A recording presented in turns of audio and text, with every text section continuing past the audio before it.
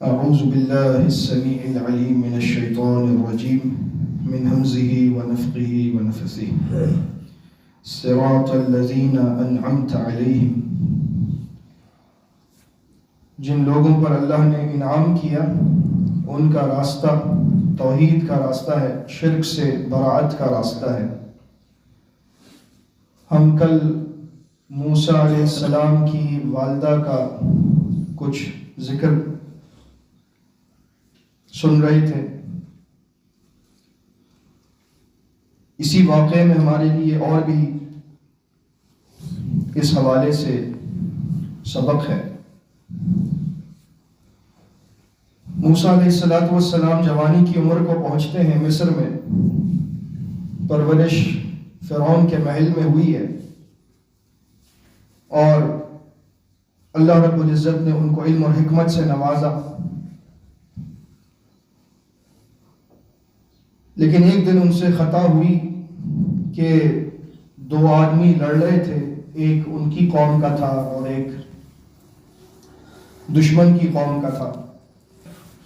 تو انہوں نے جب اپنی قوم کے شخص کے بلانے پر کہ میری مدد کرو، وہ گئے اور اس نے صرف دوسرے والے کو ایک ہاتھ مارا اور وہ ہاتھ لگتے ہی وہ بندہ مر گیا۔ طاقتور تھے موسیٰ علیہ السلام، فوراً سمجھ گئے غلطی ہو گئی، خطا ہوئی ہے، بہت بڑی خطا ہوئی ہے۔ تو کہنے لگے ھذا من عمل الشیطان انہ عدو مضل مبین، یہ شیطانی کام ہو گیا، اور شیطان جو ہے وہ گمراہ کرنے والا کھلا دشمن ہے، اس کا کام ہی ہے بندے کو گمراہ کرے۔ اب گناہ کا خطا کا احساس ہونے کے بعد جب معافی مانگنی ہے تو کس سے مانگیں؟ قال رب انی ظلمت نفسی فاغفر لی، اے میرے رب میں نے اپنی جان پر ظلم کیا ہے تو مجھے معاف فرما دے۔ نبی اور رسول خطا کی اور غلطی کی صورت میں اگر بالفرض محال ہو جائے یا نہ بھی ہو تب بھی معافی اللہ سے مانگتے ہیں۔ اللہ سے معافی مانگنا یہ انبیاء کا شیوا ہے، ہمیں بھی یہ عادت اختیار کرنی چاہیے اور دن میں کثرت سے اللہ سے استغفار کرنا چاہیے۔ اس کے بڑے ثمرات ہیں، بڑی برکات ہیں اس کی۔ اس کے بعد اگلے دن صبح دوبارہ وہی بندہ کہ جو پہلے چیخ و پکار کر رہا تھا کہ میری مدد کرو، اب وہ کسی اور سے لڑ رہا تھا۔ تو موسیٰ علیہ السلام سمجھ گئے کہ یہی دراصل فسادی ہے۔ پھر چاہا کہ اس کو سبق سکھاؤں، یہ سب سے لڑتا ہے۔ کچھ لوگ ایسے ہوتے ہیں معاشرے میں، ان کا کام سب سے لڑائی کرنا ہے۔ تو ایسے لوگوں سے ہوشیار رہنا چاہیے، بچنا چاہیے، کہ ورنہ آپ کو بھی وہ فتنے میں ڈالیں گے، فساد میں ڈالیں گے، آپ کا بھی کام خراب ہوگا۔ اب جب موسیٰ علیہ السلام نے اس کو سبق سکھانے کا سوچا تو وہ چیخنے لگا کہ میں سب کو بتاؤں گا کل تم نے قتل کیا ایک بندے کو۔ اتنی ہی دیر میں ایک شخص آیا اور اس نے آ کر کہا کہ موسیٰ، لوگوں کو معلوم ہو چکا ہے کہ کل ایک فرعونی قتل ہوا ہے تمہارے ہاتھ سے، اب یہ سارے سردار مل کر تمہیں پکڑنے کی کوشش کر رہے ہیں، میرا مشورہ ہے کہ تم یہاں سے بھاگ جاؤ۔ اب موسیٰ علیہ السلام نے تو ساری زندگی جتنی جوانی تک تھی وہ یہیں گزاری تھی، کچھ معلوم نہیں تھا کیا کرنا ہے، کدھر جانا ہے۔ اب اچانک ہی وہ مسافر بن گئے، سفر کی کیفیت میں آ گئے، اور معلوم کچھ نہیں ہے کدھر جانا ہے، نہ واپس محل جا سکتے ہیں کوئی سامان اپنا اٹھانے، اور بالکل اللہ کے آسرے پر ہے۔ اور ایسے میں رب العزت سے کیا دعا کرتے ہیں؟ فرماتے ہیں، یہ سورہ قصص میں ہی سارا واقعہ چل رہا ہے، قال رب نجنی من القوم الظالمین، اے میرے رب مجھے ظالم قوم سے نجات عطا فرما دے۔ اور جب ارادہ کیا مدین کی طرف رخ کرنے کا تو پھر اللہ سے دعا کی، عسیٰ ربی ان یہدینی سواء السبیل، امید ہے کہ میرا رب سیدھے راستے پر میری رہنمائی فرمائے گا۔ یعنی دنیا میں بھی اگر کوئی کام کرنا ہو تو اس کے لیے سیدھا راستہ چاہیے۔ ہم لوگ شارٹ کٹس کی تلاش میں ہوتے ہیں، کوئی بھی کام کرنا ہے شارٹ کٹ پکڑ لو، کسی کا نقصان ہوتا ہے تو ہو میری بلا سے میرا کام سیدھا ہو جائے۔ لیکن مومن ایسا نہیں کرتا. مومن دوسروں کے مال کی، جان کی، ہر چیز کے تحفظ کی ذمہ داری لیتا ہے، کسی کو نقصان نہیں پہنچاتا. دنیا میں بھی ہر کام سیدھے طریقے سے کرے اور آخرت کے معاملے میں بھی صراط مستقیم، سیدھا رستہ. تو فرمایا کہ مجھے امید ہے کہ میرا رب یہاں پر بھی سیدھے راستے کی طرف میری رہنمائی فرمائے گا، کیونکہ رہنمائی دینے والا وہی ہے. رستہ نہیں معلوم لیکن امید ہے میرا رب مجھے سمجھائے گا. بہرحال مدین پہنچے کسی بھی طرح، اور وہاں پر جا کر دیکھا کہ دو لڑکیاں جو ہیں وہ کھڑی ہیں اپنے جانوروں کو لے کر، اور کچھ لوگ چرواہے جو مضبوط ہیں، مرد ہیں سارے کے سارے طاقتور ہیں، وہ اپنے جانوروں کو پانی پلا رہے ہیں مدین کے کنویں سے، اور ان لڑکیوں کو اجازت نہیں ہے قریب آنے کی جب تک یہ نہ چلے جائیں. موسیٰ علیہ السلام نے وہاں جا کر ان کے جانوروں کو لیا اور ان کو پانی پلایا، اور وہ لڑکیاں اپنے جانوروں کو لے کر چلی گئیں. اب یہ اللہ کا بندہ بھوکا پیاسا تھکا ہرا مسافر، نہ گھر ہے نہ کچھ ہے، کچھ نہیں پتا کہاں جانا ہے، لیکن امید کیا ہے کہ میرا رب میری رہنمائی کرے گا.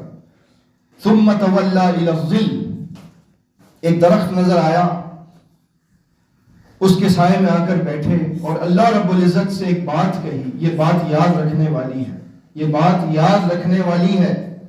اللہ کا ایک نبی اور رسول یہ کہہ رہا ہے، فقال رب انی لما انزلت الی من خیر فقیر. اے میرے رب، میرے اختیار میں کچھ بھی نہیں، میرے پاس کچھ بھی نہیں ہے، میں تو گھر سے بے گھر ہوں، مسافر ہوں، کچھ ٹھکانہ کا نہیں پتا، کچھ کھانے کا نہیں پتا، مجھے کچھ نہیں معلوم. اے میرے رب، جو تو بھلائی اور خیر مجھے عطا فرما دے. میں صرف تیرے در کا فقیر ہوں، میں صرف تیرے در کا بھکاری ہوں، میں کسی اور سے نہیں مانگتا، صرف تیرا فقیر ہوں، تجھ سے مانگتا ہوں اور تو ہی مجھے دینے والا ہے. اب آپ بتائیے، موسیٰ علیہ السلام اللہ کے نبی اور رسول ہو کر اپنے آپ کو اللہ کا فقیر کہتے ہیں، اللہ کے در کا فقیر. اور یہی بات اللہ رب العزت نے ہم سب کے لیے فرمائی، ساری انسانیت کے لیے. یا ایھا الناس انتم الفقراء الی اللہ. اے لوگوں، اس میں سب آ گئے، نبی آ گئے، رسول آ گئے، نیک لوگ، اولیاء اللہ، صحابہ، سب آ گئے. تم سب کے سب اللہ کے در کے بھکاری ہو. واللہ هو الغنی الحمید، اور اللہ بے پرواہ ہے، تعریف والا ہے. اللہ کو کوئی حاجت نہیں، تمہیں اللہ کی حاجت ہے، اور وہ تعریف والا ہے. تم نماز ادا کرو یا نہ کرو، اس کی تعریف میں کمی نہیں آنے والی. تم عبادت کرو یا نہ کرو، اسے ضرورت نہیں ہے، یہ تمہاری ضرورت ہے، تمہارا فائدہ ہے. اللہ تو ہر حال میں اس قابل ہے کہ اس کی تعریف کی جائے. اس کی تعریف کرنے کے لیے تو آسمان اور زمین اور جتنی مخلوقات ہیں وہ اسی کام میں لگے رہتے ہیں. 2 دن پہلے کی بات ہے، مغرب کی نماز سے پہلے ہمارے گھر کے باہر ایک درخت ہے کافی بڑا، تو میں اس کے پاس سے گزرا تو مجھے اندر سے پرندوں کی آوازیں آ رہی تھی، ایک ترتیب کے ساتھ، ایک ساتھ سارے پرندے بول رہے تھے، اور مغرب سے پہلے کا وقت تھا. میں نے یہ سوچا کہ یہ وقت وہ ہے جب ہمیں بھی اللہ رب العزت نے شام کے جو اذکار بتائے ہیں نبی صلی اللہ علیہ وسلم کی زبانی، وہ اذکار کرنے کا وقت ہے. سبحان اللہ و بحمدہ، اللہ کی تعریف کا وقت ہے. نوح علیہ السلام نے کیا فرمایا تھا اپنی قوم سے؟ اے میری قوم، سبحان اللہ و بحمدہ یہ وہ تسبیح ہے جس کی بنیاد پر ساری مخلوق کو رزق دیا جاتا ہے. ترمذی کی صحیح حدیث ہے. 100 دفعہ صبح اس کو پڑھیں، 100 دفعہ شام کو پڑھیں. اللہ کے نبی صلی اللہ علیہ وسلم نے فرمایا اگر سمندر کی جھاگ کے برابر بھی تمہارے گناہ ہیں اللہ تعالیٰ معاف کر دے گا. سبحان اللہ و بحمدہ، پاک ہے وہ اللہ، اپنی تمام تعریف کے ساتھ تمام عیبوں سے پاک ہے. اللہ میں کوئی عیب نہیں، سارے عیب میرے اندر ہیں. اس بات کا اعتراف کریں، اللہ کو یہ بات بہت پسند ہے. تو بتانا میں یہ چاہ رہا ہوں آپ کو کہ یہ پرندے کس سے مانگتے ہیں؟ یہ کسی مزار پر جاتے ہیں، کسی آستانے پر جاتے ہیں، کسی کی قبر پہ جاتے ہیں. ان کو کون کھلاتا ہے؟ ان کی بولی کون سمجھتا ہے؟ صرف ایک اللہ ہے سمجھنے والا، جاننے والا، ان کی حاجات کو پورا کرنے والا. جب یہ بے زبان جانور، پرندے، حشرات الارض، سمندر کی گہرائیوں میں مچھلیاں، نہ جانے کیسی کیسی مخلوقات جنہیں کھلانے والا رب ہے، تو ہمارے لیے کیا اس کے پاس نہیں ہے؟ کہ ہم اس سے نہیں مانتے، دوسروں کے پاس جاتے ہیں؟ نہیں، یہ بات اللہ کو ناراض کرتی ہے۔ اپنی توحید کو درست کریں، مضبوط کریں، اللہ پر بھروسہ کریں، اس سے مانگے، وہ دینے والا ہے، وہی دینے والا ہے۔ یہ انبیاء کہتے ہیں کہ میں تیرے در کا بھکاری ہوں، تو ہم کسی اور کے کیسے بن جائیں؟ ہم بھی اسی کے در کے بھکاری رہیں گے، اور وہ ہماری حاجات کو پورا کرے گا انشاءاللہ۔ لہٰذا اللہ رب العزت سے مانگنا یہی ہے صراط الذین انعمت علیہم، اللہ کے بہترین بندوں کی صفت ہے۔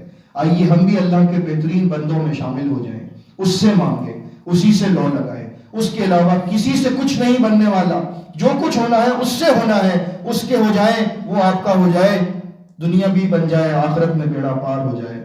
اللہ رب العزت ہمیں اس سیدھے راستے پر چلائے۔